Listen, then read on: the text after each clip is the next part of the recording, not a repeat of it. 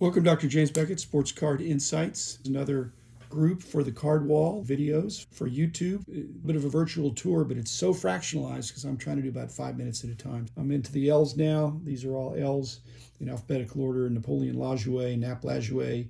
He was an iconic player, one of the best at that time. I don't have the 33 Gaudi. I've told you I was the underbidder on that one time. A long, unfortunate story, but I need to get a better Nap Lajoie card. He needs to be on there. And same with sponsors, they need to be thanked. Jack Lambert, not my favorite because he was a Steeler, and I'm a Cowboys guy. But you can note the bronze label, which I thought was an interesting touch, but I don't think that the hobby has been very excited about the colored labels other than black label. But that's not even Jack Lambert's best card, so not sure that's going to make it. But Judge Landis, definitely not going to make it. This is the silver version, but even that's just not, I don't know what I was thinking. I just wanted to have one from every Hall of Famer, but I think I need to have one from every major Hall of Famer. And Judge Landis, at the point of the Black Sox, was a very important figure in baseball. Landry, one of my heroes. This is when he was a player. I'll eventually get his rookie card slabbed. He's always going to be on my wall. I played golf with him once, and he lived a block away from here. Before we moved here, he lived there with his wife, and he's been passed away for a while, but I knew him a little bit and just was an amazing guy. Before, during, and after, he stayed pretty much the same person, and that's to be commended. Dick Night Train Lane, another fabulous nickname. If it was just based on nicknames, he would be on the nickname card wall of fame. But I don't have a personal connection. Carney Lansford, gosh, does that say Corny Lansford? Poor Carney. It's Carney on the back and Corny on the front. That may stay on there just because of that lapse there. But that's a very early kind of pre-rookie card. Joe Lopchick is actually Joe Lapchick. And I've got other Sport Kings.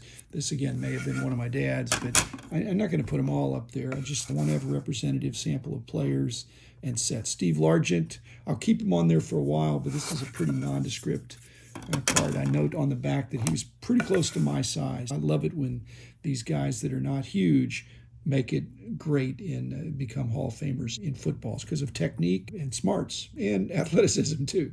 Barry Larkin, this is an error card that I think is unpublished, but my mall is not probably the place for me to put stuff like that because you have to look too closely on the back to see that.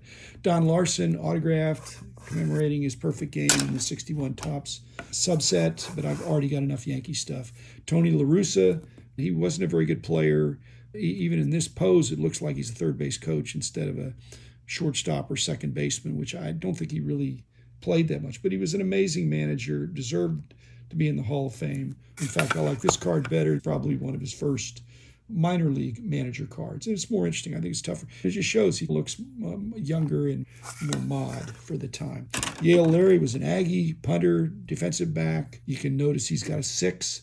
Looks like it's penciled in, but really it's on his shirt.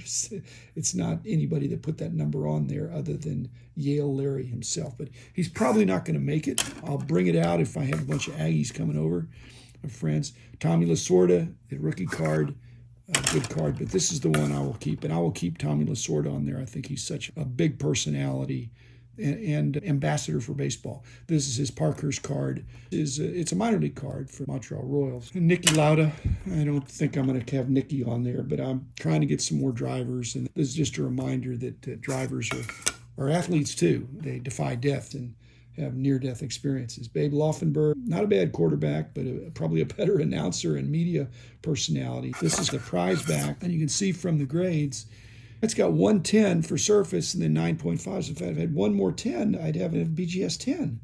But I'm sure they're scrutinizing that. They know the system, and I guess it just didn't make it. Bobby the Blonde Bomber Lane, he went to high school here. Plus, he was a Steelers quarterback back when I was living in that area.